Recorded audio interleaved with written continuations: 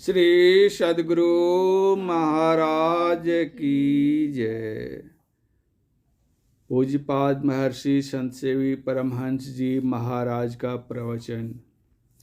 मंगल मूर्ति सतगुरु मिलवै सर्वाधार। मंगलमय मंगल करण विनवो बारंबार। धन्य धन्य सद्गुरु सुखदा महिमा कही न जाय। जो कुछ कहूँ तुम्हारी कृपा मोते कछु न बसाय। समवेद समादरणीय सज्जनवृंद, माताओं एवं भक्तिमती बहनों, आप लोगों की ओर से मुझ अकिंचन का अभिनंदन किया गया है। मैं आप सभी लोगों का अभिवंदन करता हूँ। मैं इस योग्य नहीं कि मेरा अभिनंदन हो, फिर भी आप लोगों का उदार हृदय दूसरे को भी उदारता की दृष्टि से देखता है।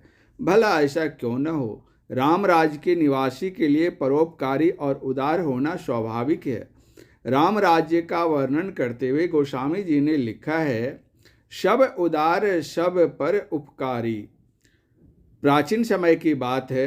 श्री व्यासदेव जी ने युधिष्ठिर और दुर्योधन को बुलाकर कहा, युधिष्ठिर तुम दिन भर में एक दुर्जन को खोज कर लाओ, और दुर्योधन से कहा तुम दिन भर में एक सज्जन को खोज कर लाओ।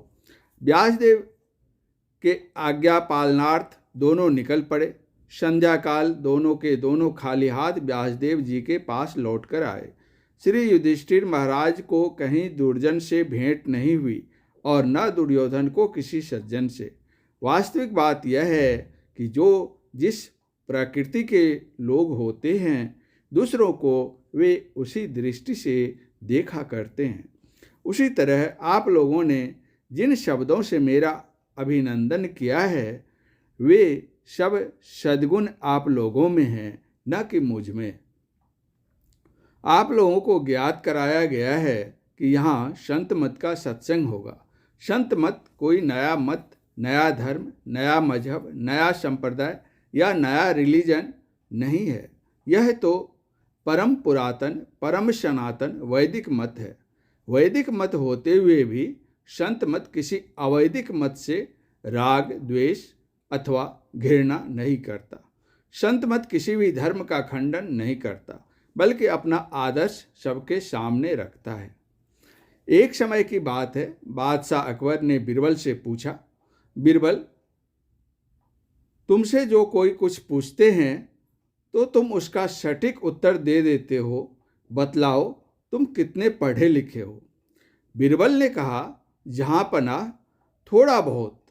बादशाह ने कहा, एक बात बोलो, थोड़ा अथवा बहुत।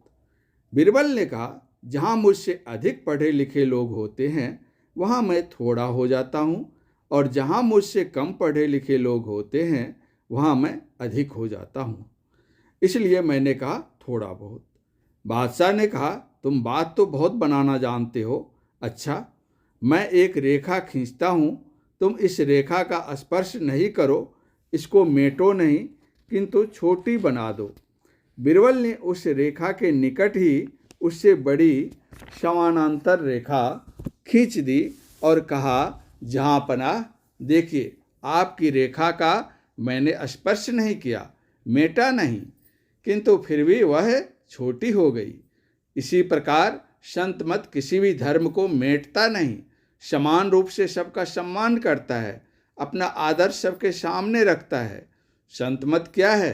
गोस्वामी तुलसीदास जी महाराज के शब्दों में हम कह सकेंगे, संत संग अपवर्ग कर कामी भव कर पंथ, कहीं संत कवि कोविद श्रुति पुराण सद ग्रंथ।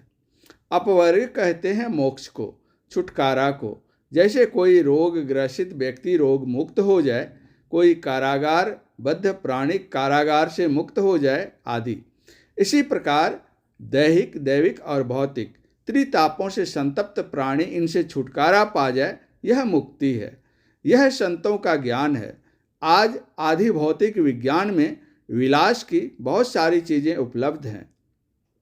एक जमाना था जबकि कुएं से पानी खींचकर निकाला जाता था। अब वह बात नहीं है। बटन दबाने मात्र से पानी आ जाता है, पंखा चलने लगता है। यहाँ बैठे हम अमेरिका के लोगों से बात कर लेते हैं, थोड़ी देर में हजारों मील की दूरी तय कर लेते हैं आदि। किंतु सारी सुविधाओं के होते हुए भी हम दुखी हैं, पीड़ित हैं। एक दिन एक सज्जन मुझसे कह रहे थे, बाबा ऐसा कोई घर नहीं जिस घर में कोई समस्या नहीं। मैंने कहा, महाशय आप तो हर घर की बात कहते हैं, मैं कहता हूँ संसार में ऐसा कोई सर नहीं जिस सर में कोई समस्या नहीं। आज हर घर की ही समस्या नहीं रही, बल्कि हर सर की समस्या हो गई है। दुख, क्लेश, वैमनस्य इसके मूल में छिपा हुआ है। संतों का अकाट्य कथन है, आध्यात्मिकता से ही शांति आएगी, परम कल्याण होगा, शाश्वत सुख मिलेगा। गोस्वामी तुलसीदास जी ने कहा, राकापति षोडश उहहि ताड़ागन समुदाय, सकल गृह दबज लाइए, बिनु रवि राति न जाए। ऐसे ही बिनु हरि भजन खगेशा, मिटहि न जीवन केर कलेशा। 16 कलाओं से युक्त 16 चंद्रमा आकाश में उदित हों, आकाश स्थित सारे तारे उग आवें, पृथ्वी पर सारे पहाड़ों और जंगलों में आग लगा दी जाए। कल्पना कीजिए कितना अधिक प्रकाश होगा। फिर भी बिना सूर्योदय के रात्रि का नाश नहीं होगा। काकभूषुंडी जी गरुड़ जी से कहते हैं, हे गरुड़ जी, इसी तरह से जब तक कोई परमात्मा का भजन नहीं करेगा, प्रभु की भक्ति नहीं करेगा, प्रभु का साक्षात्कार नहीं कर लेगा, तब तक दुख दूर नहीं होगा, क्लेश निशेष नहीं होगा। किसी सुभाषितकार ने बड़ा अच्छा कहा है, अशन के लिए नाना प्रकार के अन्न, फल, मेवा, मिष्टान, दुग्ध, दही, मक्खन, घृत आदि से बड़ा भंडार हो। वसन के लिए जाड़े, गर्मी, वर्षा आदि ऋतुओं के अनुकूल ऊनी, सूती, रेशमी, मलमल, मखमल आदि अच्छे से अच्छे कपड़ों का आगार हो। निवास के लिए गगन चुम्बी अट्टालिका खिड़कीदार और हवादार हो। मन बहलाव सवारी के लिए वातानुकूलित अत्याधुनिक कार हो। दरबार के सामने रंग बिरंगे खिले अधखिले फूलों की कतारें हजारों हजार हो। परिवार में परस्पर दंपति का प्यार हो। कामिनी के कंचन किनी नुपुर एवं पायल की झनकार हो। प्रांगण में नन्हे मुन्ने की किलकार हो। सोने चांदी हीरा मोती जवाहिरात आदि की टंकार हो। पद प्रतिष्ठा और पैसे के कारण संसार में जय जयकार हो। लेकिन यदि पालन सदाचार न हो तो सारा जीवन हाहाकार हो। इसलिए ईश्वर भक्ति कीजिए। ईश्वर की भक्ति में सांसारिक सुख स्वतः आ जाता है। इसके लिए अलग से कोई परिश्रम करने की आवश्यकता नहीं रह जाती है। श्री सद्गुरु महाराज की जय। चैनल को सब्सक्राइब एवं वीडियो को शेयर अवश्य करें। धन्यवाद।